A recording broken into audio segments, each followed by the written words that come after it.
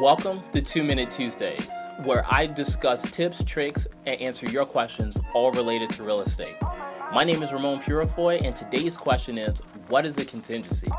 Let's put 2 minutes on the clock, and here we go. Simply stated, a contingency is a clause in a contract that allows one party to back out for one reason or another. Some of the most common contingencies you'll see are inspection contingency, financing contingency, and appraisal contingency.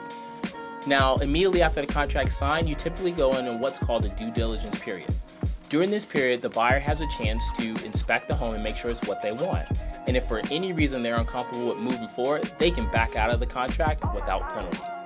The second contingency, a financing contingency, is usually a little bit longer, maybe 3 or 4 weeks. And what it states is that if the buyer cannot get financing during this period of time, then again, they are not obligated to purchase the house and they can back out without penalty. Now, 2 things that you can do as a seller to protect yourself is, one, to make sure when you get an offer that the offer comes with what's called a pre-approval, not just a pre-qualification. Pre-approvals usually have more underwriting done and are a little bit further down the road, so more likely to get approved. The second thing you can do as a seller is have a lender on your team. If there's a lender on your team, then have buyers pre-qualify with your lender. Now, they're not obligated to use them, but if their lender falls through, then you have one that they can back up to and continue to get down to your home sold. Now, the third type of contingency is that appraisal contingency. Now, what appraisal contingency states that if the home does not appraise for at least the value that's on the contract, again, the buyer is not obligated to purchase it, which again makes sense. Now, there are a couple things that you can do to save the deal, but I've only got 2 minutes, so I don't have time to go through all those.